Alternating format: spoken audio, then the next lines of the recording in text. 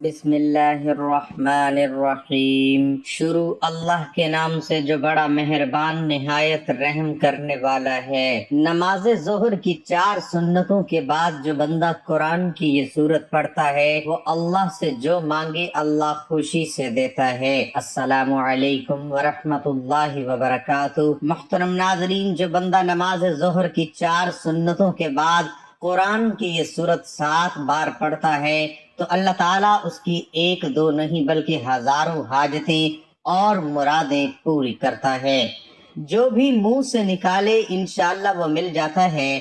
ناظرین، حضور نبی کریم صلی اللہ علیہ وسلم فرماتے ہیں کہ جس نے ظہر کی پہلی 4 رکعتیں پڑھی گویا اس نے تہجد کی 4 رکعتیں پڑھی۔ فجر کی سنت کے بعد ظہر کی پہلی 4 سنتوں کا بہت مرتبہ ہے۔ حدیث میں خاص ان کے بارے میں حضور صلی اللہ علیہ وسلم نے ارشاد فرمایا کہ جو انہیں ترک کر دے گا اسے میری شفاعت نصیب نہ ہوگی۔ تو جو بندہ 4 سنتوں کے بعد یہ سورت پڑھ کر جب دعا کے لیے ہاتھ اٹھائے گا تو وہ جو مانگے گا اسے ملے گا۔ حضرت ابن عباس کا بیان ہے کہ یہ قرآن مجید کی آخری سورت ہے، یعنی اس کے بعد کوئی بھی مکمل سورت حضور صلی اللہ علیہ وسلم پر نازل نہیں ہوئی۔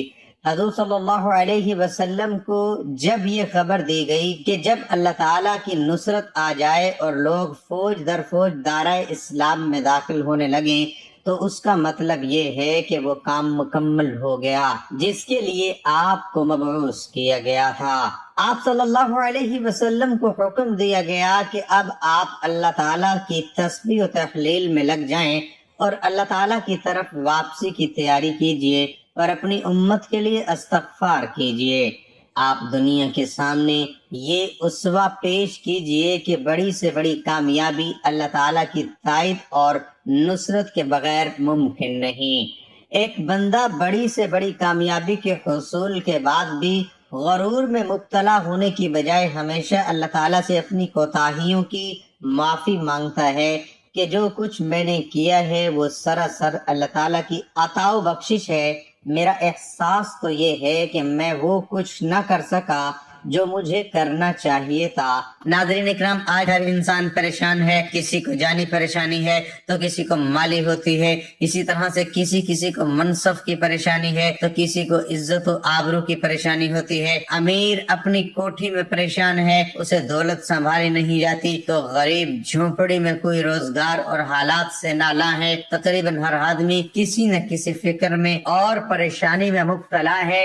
دلی سکون، قرار اور اطمینان حاصل کرنے کی ہر ایک اپنے ذہن اور اپنی سوچ کے مطابق اپنی پریشانی کی خود تشخیص کر کے ان کے علاج میں لگا رہتا ہے۔ کوئی اقتدار، منصب یا عہدے میں سکون تلاش کرتا ہے، مگر جب اسے مطلوبہ منصب مل جاتا ہے تو پتہ چلتا ہے کہ اس میں تو سکون نام کی کوئی چیز ہی نہیں ہے، بلکہ منصب کی ذمہ داریوں اور منصب کے زوال کے اندیشوں کی صورت میں اور زیادہ تفکرات ہیں۔ کسی نے سمجھا کہ سکون صرف مال و دولت کی کثرت اور پروانی میں ہی پوشیدہ ہے، مگر حقیقت یہ ہے کہ جن لوگوں کو یہ مال و دولت حاصل ہو ان میں سے اکثر کا حال یہ ہے کہ کاروباری تفکرات، ترقی کا شوق، دن بدن بڑھتی ہوئی حرص اور تجارت میں نقصان کے اندیشوں سے ان کی راتوں کی نیندیں حرام ہیں۔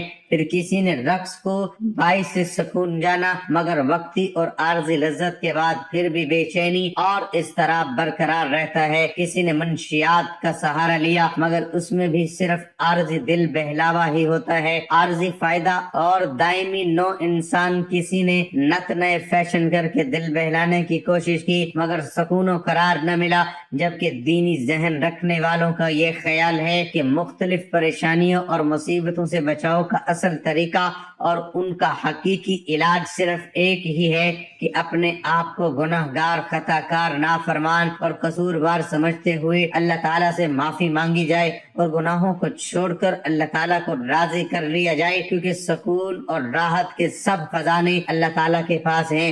اللہ تعالیٰ کے ذکر سے ہی بے قرار دلوں کو قرار ملتا ہے، وہی ان کا مالک ہے، اور جب مالک راضی ہوگا تو خوش ہو کر اپنی مملوکہ چیز سکون اور راحت اپنے فرما بردار بندوں کو عطا کرے گا۔ اور وہ مالک راضی ہوتا ہے نافرمانی اور گناہوں کو چھوڑنے اور فرما برداری اختیار کرنے سے۔ ہر آدمی جانتا ہے ہر اچھے یا برے عمل کا رد عمل ضرور ہوتا ہے۔ دنیا میں پیش آنے والے حالات پر سب سے زیادہ اثر انداز ہونے والی چیز انسان کے اچھے یا برے اعمال ہیں، جن کا براہ راست تعلق اللہ تعالیٰ کی خوشنودی اور ناراضگی سے ہے۔ کسی واقعہ اور حادثے کے طبی اسباب جنہیں ہم دیکھتے، سنتے اور محسوس کرتے ہیں، وہ کسی اچھے یا برے واقعے کے لیے محض ظاہری سبب کے درجے میں ہیں۔ سادہ لوگ حواس و آفات کو صرف ظاہری اسباب سے جوڑتے اور پھر اسی اعتبار سے ان حواس سے بچاؤ کی تدابیر بھی اختیار کرنے کی کوشش کرتے ہیں۔ شرعی تعلیمات کی روشنی میں بحیثیت مسلمان ہمیں یہ اعتقاد رکھنا ضروری ہے کہ یہ سب کچھ اللہ تعالیٰ کے حکم اور امر سے ہوتا ہے، جس کا عقل اور حواس خمسہ کے ذریعے ادراک کرنے سے ہم قاصر ہیں۔ وہی الہی اور انبیاء علیہ السلام کے ذریعے اللہ تعالیٰ نے جزا و سزا کا جو نظام سمجھایا ہے، وہ ہمیں اس غیبی نظام کے بارے میں آگاہ کرتا ہے۔ وہ یہ کہ کسی بھی واقعے اور حادثے کا اصل اور حقیقی سبب اللہ تعالیٰ کی رضامندی اور ناراضگی ہے۔ اللہ تعالیٰ کے حالات کو خواہ اچھے ہوں یا برے انسانی اعمال سے جوڑا اور وابستہ فرمایا ہے۔ چنانچہ انسان کے نیک و بد اعمال کی نوعیت کے اعتبار سے احوال و مرتب ہوتے ہیں۔ صحت و مرض و نفع و نقصان، کامیابی اور ناکامی، خوشی و غمی، بارش و خشک سالی، مہنگائی و ارزانی، بد امن بدامنی اور دہشت گردی، وبائی امراض، زلزلہ، طوفان، سیلاب وغیرہ، یہ سب ہمارے نیک بد اعمال کا ہی نتیجہ ہوتے ہیں۔ بالفرض دیگر ان سب اعمال کے ظاہری اسباب کچھ بھی ہوں، مگر حقیقی اسباب ہمارے نیک و بد اعمال ہوتے ہیں۔ ہر تکلیف و آزمائش، سہولت و خوشی اللہ تعالیٰ کی طرف سے ہی ہوتی ہے۔ اس لیے پریشانیوں اور مصائب کا حل رجوع اللہ ہے، یعنی اللہ تعالیٰ کی طرف متوجہ ہونا، اللہ تعالیٰ کی طرف توبہ و استغفار کے ذریعے بھی متوجہ ہوں اور اپنے مسائل کا حل اللہ تعالیٰ کے حوالے کر دیں۔ گویا اللہ تعالیٰ کو اپنے مسائل کے حل کا وکیل بنا دیجئے۔ اللہ تعالیٰ کبھی آپ کو بے سہارا نہیں چھوڑیں گے انشاءاللہ۔ نیز اس کے ساتھ شکر گزاری کی کیفیت پیدا کیجئے۔ بظاہر ہمیں محسوس ہوتا ہے کہ ہمیں کوئی نعمت حاصل نہیں اور ہر طرف سے ہم پریشانیوں میں گھرے ہوئے ہیں، جبکہ لگتا ہے کہ ہم اللہ تعالیٰ کی بے شمار نعمتوں میں ڈوبے ہوئے ہیں۔ اس لیے ظاہر میں پریشانی ہی کیوں نظر نہ آئے، انسان کا کام ہر وقت مالک کا شکر ادا کرنا ہے۔ اللہ تعالیٰ ضرور اپنے انعامات میں اضافہ فرمائیں گے اور دنیاوی پریشانیاں بھی انشاءاللہ حل فرمائیں گے۔ لہٰذا سب گھر والے اپنے اعمال کا محاسبہ کریں۔ اگر نمازوں کی پابندی نہیں ہے تو 5 وقت نماز کا اہتمام شروع کر دیں اور نمازوں کے بعد دعاؤں کا بھی اہتمام کریں۔ ناظرین اکرام، کئی طرح کے خوفناک اور عبرت انگیز واقعات، خواہ انفرادی ہوں یا اجتماعی، دراصل اللہ تعالیٰ کی طرف سے ہمارے لیے ایک الارم اور تنبیہ ہوتی ہے تاکہ انسان اپنے اعمال کا محاسبہ کرے اور کوئی تنبیہ اس کی غفلت دل کو جنبش دینے میں کامیاب ہو جائے۔ دنیا میں پیش آنے والے اچھے یا برے واقعات سے حاصل ہونے والا انسانی تجربہ اس پر شاہد ہے کہ بہت سارے لوگوں اور قوموں پر اللہ تعالیٰ کی نافرمانی کی وجہ سے دنیا میں ہی مختلف قسم کے عذابات آئے ہیں۔ مثلا کوئی مسخ کیا گیا، کوئی زمین میں دھسایا گیا، کوئی دریا میں غرق کیا گیا، کوئی طوفان کی نظر ہوا۔ ان تباہ شدہ اقوام کے بستیوں کے کھنڈرات آج بھی اس حقیقت پر واضح ہیں کہ نافرمانی کی سب سے بڑا سبب پریشانی ہے۔ اللہ تعالیٰ نے قرآن مجید اور حضور صلی اللہ علیہ وآلہ وسلم نے احادیث مبارکہ میں اعمال کی حسب و نوعیت تاثیرات کو ایسی کرنی ویسی بھرنی کے بے مصادق مختلف پہلو اور طریقوں سے بیان فرمایا ہے۔ امت کو بد عملیوں کے برے نتائج سے آگاہ فرما کر اعمال کی اصلاح کا حکم بھی دیا ہے، جو آیات اور حضور صلی اللہ علیہ وآلہ وسلم کی سینکڑوں احادیث مبارکہ سے صراحتاً ثابت ہے۔ اللہ تعالیٰ نے قرآن مجید کی سورۃ نحل میں فرمایا ہے ترجمہ: جو شخص نیک عمل کرے، مرد ہو یا عورت، لیکن با ایمان ہو، تو ہم اسے یقیناً نہایت بہتر زندگی عطا فرمائیں گے اور ان کے نیک اعمال کا بہتر بدلہ بھی انہیں ضرور دیں گے۔ سورۃ نحل آیات میں اللہ تعالیٰ کا فرمان ہے کہ نیکی پرسکون زندگی کا سبب ہے۔ چنانچہ دو چیزوں ایمان اور اعمال صالحہ کے موجود ہونے پر اللہ تعالیٰ نے پر لطف اور پرسکون زندگی عطا فرمانے کا وعدہ کیا ہے۔ عام آدمی بھی یہ آیات پڑھ کر یہ نتیجہ نکال سکتا ہے کہ ایمان اور اعمال صالح نہ ہوں یا کوئی ایک نہ ہو تو پرسکون زندگی نصیب نہ ہوگی بلکہ پریشان زندگی نصیب ہوگی۔ اس لیے ہمیں دولت کے ساتھ ساتھ اللہ تعالیٰ سے نیک اعمال کرنے کی دعا کرنی چاہیے تاکہ ہماری دنیا و آخرت دونوں سنور جائے۔ حضرت ابو ہریرہ رضی اللہ تعالیٰ عنہ سے روایت ہے کہ نبی کریم صلی اللہ علیہ وسلم نے ارشاد فرمایا کہ انسان پر صدقہ واجب ہے۔ اس طرح ایک اور جملہ آپ نے ارشاد فرمایا، تم میں سے جو آدمی بھی صبح کا سورج دیکھتا ہے اس کے ہر جوڑ پر صدقہ واجب ہو جاتا ہے۔ یعنی نبی کریم صلی اللہ علیہ وسلم کے ان ارشادات کی روشنی میں ہمیں پتہ چلتا ہے کہ جیسے ہی ہم پر اگلا دن چڑھتا ہے، ہمارے جتنے بھی جوڑ ہیں، یعنی ہمارے جسم میں 360 کے قریب جوڑیں، ان تمام فہرست کا صدقہ واجب ہو جاتا ہے۔ لیکن ہم میں سے کتنے ایسے لوگ ہیں جو کہ اپنے جسم پر واجب ہونے والے اس صدقے کو دیتے ہیں؟ ہم میں سے زیادہ تر لوگ تو تب ہی صدقہ دیتے ہیں جب ہم بیمار پڑتے ہیں یا ہم پر کوئی بڑی مصیبت نازل ہو جاتی ہے۔ اس سے پہلے تو صدقہ دینے کا نہ تو ہمارے ذہن میں کوئی تصور ہوتا ہے اور نہ ہی ہم میں سے زیادہ تر لوگ صدقہ دیتے ہیں، اور یہی وجہ ہے کہ ہماری زندگیوں میں اچانک سے مصیبتیں، پریشانیاں اور تنگی آتی چلی جاتی ہیں اور ہمیں سمجھ نہیں آ رہا ہوتا کہ ہم زندگی میں ایسی کون سی غلطی کر رہے ہیں جس کی وجہ سے ہماری زندگی میں مسئلے اور پریشانیاں بڑھتی جا رہی ہیں۔ ہم پر بلائیں نازل ہوتی رہی ہیں، ہم پر رزق کی تنگی ہو رہی ہے اور ہم مسلسل پریشانیوں کے بوجھ کے نیچے دبے جا رہے ہیں۔ اصل میں وہ وجہ ہوتی ہے صدقہ نہ دینا۔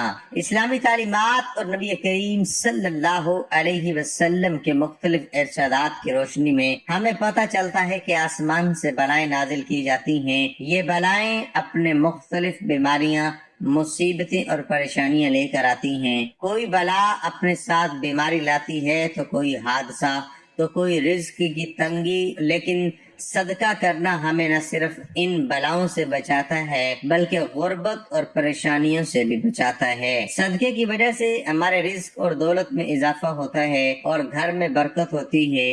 اس کے علاوہ ہمیں بھی پتہ چلتا ہے کہ صرف مال خرچ کر کے ہی صدقہ نہیں دیا جاتا، بلکہ اگر آپ کسی کو سلام کرنے میں پہل کرتے ہیں تو بھی صدقہ ہے، پانی پلانا یہ بھی صدقہ ہے۔ اسی طرح صدقہ دینے کے بہت سارے طریقے ہیں، جیسا کہ دو آدمیوں کے درمیان صلح کروا دینا، کسی کو سواری پر چڑھنے میں مدد کرنا، کسی کو اچھی بات بتانا، نماز کے لیے جو آپ قدم بڑھاتے ہیں یہ بھی صدقہ ہے، راستے سے رکاوٹوں اور پتھروں کو ہٹا دیں، دوسروں کو فائدہ پہنچانا، کسی کو دعا دینا، کسی کو پڑھانا یا کوئی چیز سکھانا، کسی کو اچھی بات بتانا، کسی کو مسکرا کر دیکھنا، کسی مصیبت میں پھنسے انسان کی مدد کرنا، وقت نکال کر اپنے ماں باپ کے ساتھ گزارنا، کسی کی طبیعت پوچھنا، کسی کی عبادت کرنا، کسی پریشانی یا آزمائش پر صبر کرنا، نیکی کا حکم دینا اور برائی سے روکنا، کسی کو معاف کر دینا، اس کے باوجود آپ کے پاس اسے سزا دینے کا اختیار ہو، یہاں تک کہ اپنی بیوی کو اپنے ہاتھوں سے کچھ کھلانا اور اس سے پیار محبت کی باتیں کرنا بھی صدقہ ہے۔ صدقہ دینے کے بے حد فضیلت اور فوائد ہیں۔ کہا جاتا ہے کہ بے شک مومن قیامت تک اپنے صدقے کے سائے میں ہوگا۔ بے شک مسلمان ہونے کے ناطے یہ نہ صرف ہمارا ایمان ہے بلکہ عام مشاہدہ اور تجربہ بھی ہے کہ جب ہم اللہ تعالیٰ کی راہ میں خرچ کرتے ہیں، اپنی نیت صاف رکھتے ہیں اور دکھاوا نہیں کرتے، تب اللہ تعالیٰ اس نیکی کو کئی گنا بڑھا کر ہمیں لوٹا دیتے ہیں۔ اللہ تعالیٰ قرآن مجید میں ارشاد فرماتے ہیں، اے ایمان والو، اللہ کی راہ میں ہمارے دیے ہوئے میں سے خرچ کرو۔ ہم انسانوں کی اوقات کچھ نہیں، نہ ہی ہمارے بس میں کچھ ہے، ہم پر ساری عنایات اس رب کی ہیں جو اس جہان کا مالک ہے۔ یہ اسی ذات کا کرم ہے کہ اس نے ہمیں دینے والوں میں سے بنایا ہے، لہذا یہ ہمارا فرض ہے کہ ہم اس عطا کردہ رزق سے غریبوں، مسکینوں، لاچاروں، مجبور، ضرورت مندوں، یتیموں اور بے سہارا لوگوں کی مدد کریں۔ ان کی ضروریات کا اس طرح ایک خیال کریں جس طرح اللہ سبحانہ وتعالی ہماری ضروریات کا خیال اور ہمارے گناہوں کا پردہ رکھتے ہیں۔ تو اب ہم آپ کو بتاتے ہیں کہ وہ کون سی صورت ہے۔ تو وہ قرآن پاک کی صورت النصر ہے۔ چھوٹی سی صورت، صرف 3 آیتیں ہیں اس صورت کی، لیکن بہت ہی برکت اور فضیلت والی صورت ہے۔ سورت نصر کی پہلی آیت اذا جاء نصر اللہ والفتح، ایک کی لفظ نصر کو اس صورت کا بیان دیا گیا ہے۔ اس صورت کو پڑھنے سے آپ کے لیے ہر میدان میں کامیابی کے دروازے کھلیں گے، اور لکھا ہے کہ اس صورت کو ہر روز 60 مرتبہ پڑھنے سے انشاءاللہ ہر بلا سے، ہر مصیبت سے محفوظ رہے گا اور فتح اور مدد میسر ہوگی۔ ایک بار میرے ساتھ بھی سورۃ نصر کی تلاوت سماعت فرمائیں تاکہ ثواب ملے۔ بسم اللہ الرحمن الرحیم اذا جاء نصر اللہ والفتح ورأیت الناس يدخلون فی دین اللہ افواجا فسبح بحمد ربک واستغفر انہ کان توابا۔ جب اللہ کی مدد اور فتح آئے اور لوگوں کو تم دیکھو کہ اللہ کے دین میں فوج در فوج داخل ہوتے ہیں، اپنے رب کی ثنا کرتے ہوئے اس کی پاکی بولو اور اس سے بخشش چاہو، بے شک وہ بہت توبہ قبول کرنے والا ہے۔ تو ناظرین، سورۃ نصر کو ظہر کی 4 سنتوں کے بعد صرف 7 مرتبہ روزانہ پڑھنے کا معمول بنا لیں۔ انشاءاللہ جو سوچیں گے ویسے ہی ہوگا، جو مانگو گے وہ ملے گا، بس یقین اور ایمان مضبوط ہونا چاہیے۔ اللہ تعالیٰ زندگی سے ہر چھوٹی بڑی پریشانی کا نام و نشان ختم کر دے گا۔ حضور صلی اللہ علیہ وسلم نے فرمایا، اللہ تعالیٰ فرماتے ہیں میرے ذکر کے لیے وقت نکالو، میں تمہارے کاموں میں برکت عطا کروں گا، ورنہ دنیاوی کاموں کی کثرت ان پر اس قدر مسلط کر دوں گا کہ تمہیں فرصت ہی نہ ہوگی اور سکون سے محروم ہو جاؤ گے۔ ناظرین، اس لیے تھوڑا سا وقت نکال کر اللہ تعالیٰ کا ذکر کیا کریں، نماز پڑھیں، قرآن پاک کی تلاوت کریں، درود پاک پڑھیں، اللہ رب العزت کا ہر حال میں شکر ادا کریں تو اللہ تعالیٰ بہت خوش اور راضی ہوتا ہے۔ اس کے ساتھ ہی حسبنا اللہ و نعم الوکیل کی ایک تسبیح پڑھنی ہے اور اللہ تعالیٰ سے دعا مانگنی ہے۔ ہر طرح کی مشکل و پریشانی میں صرف اللہ تعالیٰ پر ہی توکل کرنا چاہیے اور زبان پر یہ الفاظ لانے چاہیے، حسبنا اللہ و نعم الوکیل، ہمیں اللہ ہی کافی ہے اور وہ بہترین کارساز ہے۔ حضرت ابن عباس رضی اللہ عنہ کا بیان ہے کہ حسبنا اللہ و نعم الوکیل کا کلمہ حضرت ابراہیم علیہ السلام نے اس وقت پڑھا تھا جب انہیں آگ میں ڈالا گیا، تو اللہ تعالیٰ نے آگ کو ٹھنڈک اور سلامتی والی بنا دیا، اور یہی کلمہ حضرت محمد مصطفیٰ صلی اللہ علیہ وآلہ وسلم نے اس وقت کہا تھا جب لوگوں نے کہ کفار نے آپ کے مقابلے میں لشکر جرار تیار کیا ہے تو اس سے ڈرو، مگر اس سے آپ کے ایمان میں اور بھی اضافہ ہو گیا، اور آپ نے فرمایا کہ ہمیں اللہ کافی ہے اور وہ بہت اچھا کارساز ہے۔ حضرت ابو ہریرہ رضی اللہ تعالی عنہ نبی کریم صلی اللہ علیہ وآلہ وسلم سے روایت کرتے ہیں کہ آپ صلی اللہ علیہ وآلہ وسلم نے فرمایا کہ ایک تاجر لوگوں کو قرض دیتا تھا، جب کسی کو تنگ دست پاتا تو اپنے نوجوانوں سے کہتا کہ اس کو معاف کر دو، شاید کہ اللہ تعالی ہم لوگوں کو بھی معاف کر دے، چنانچہ اللہ تعالیٰ نے اس کو بھی معاف کر دیا۔ حضرت ابو ہریرہ رضی اللہ عنہ سے روایت ہے کہ رسول اللہ صلی اللہ علیہ وآلہ وسلم کی خدمت میں ایک دیہاتی آیا اور اس نے عرض کیا، اللہ کے رسول صلی اللہ علیہ وآلہ وسلم، مجھے کوئی ایسا کام بتا دیجئے کہ اگر میں اس پر عمل پیرا ہوں تو جنت میں داخل ہو جاؤں گا۔ آپ صلی اللہ علیہ وآلہ وسلم نے فرمایا، اللہ تعالیٰ کی عبادت کرو اور اس کے ساتھ کسی کو شریک نہ کرو، نماز پابندی سے پڑھو اور فرض، زکوٰۃ ادا کرو اور رمضان کے روزے رکھو۔ دیہاتی نے یہ سن کر کہا، قسم اس اللہ کی جس کے دستے قدرت میں میری جان ہے، میں کبھی اس میں کمی پیشی نہیں کروں گا۔ پھر جب وہ پشت پھیر کر چلا گیا تو رسول اللہ صلی اللہ علیہ وآلہ وسلم نے فرمایا، جس آدمی کو جنتی آدمی دیکھنے سے خوشی ہو تو وہ اس شخص کو دیکھ لے۔ حضرت ابو ہریرہ رضی اللہ تعالی عنہ سے روایت روایت ہے کہ رسول اللہ صلی اللہ علیہ وآلہ وسلم نے فرمایا جب مسلمان یا مومن بندہ وضو کرتا ہے اور اپنا چہرہ دھوتا ہے تو اس کے چہرے سے پانی کے ساتھ یا پانی کے آخری قطرے کے ساتھ وہ تمام گناہ معاف ہو جاتے ہیں جو اس نے اپنی آنکھوں سے دیکھ کر کیے تھے۔ پھر جب وہ اپنے ہاتھ دھوتا ہے تو پانی کے ساتھ یا پانی کے آخری قطرے کے ساتھ اس کے وہ تمام گناہ معاف ہو جاتے ہیں جو اس کے ہاتھوں نے کیے تھے۔ پھر جب وہ پاؤں دھوتا ہے پانی کے ساتھ یا پانی کے آخری قطرے کے ساتھ اس کے وہ تمام گناہ معاف ہو جاتے ہیں، وہ گناہوں سے پاک صاف ہو جاتا ہے۔ حضرت ابو ہریرہ رضی اللہ تعالی عنہما نے کہا کہ رسول اللہ صلی اللہ علیہ وآلہ وسلم نے بتلایا کہ اللہ فرماتا ہے کہ 3 قسم کے لوگ ایسے ہیں جن کا قیامت میں میں خود مدعی بنوں گا۔ ایک تو وہ شخص جس نے میرے نام پر عہد کیا اور پھر وعدہ خلافی کی، دوسرا وہ جس نے کسی آزاد آدمی کو بیچ کر اس کی قیمت کھائی، اور تیسرا وہ شخص جس نے کسی کو مزدور کیا، پھر کام تو اس سے پورا لیا لیکن اس کی مزدوری نہ دی۔ بندے کی دعا اس وقت تک قبول ہوتی رہتی ہے جب تک کہ وہ گناہ یا صلہ رحمی کے خلاف دعا نہ کرے اور جب تک وہ جلد بازی کا مظاہرہ نہ کرے۔ صحابہ رضی اللہ عنہم اجمعین نے عرض کیا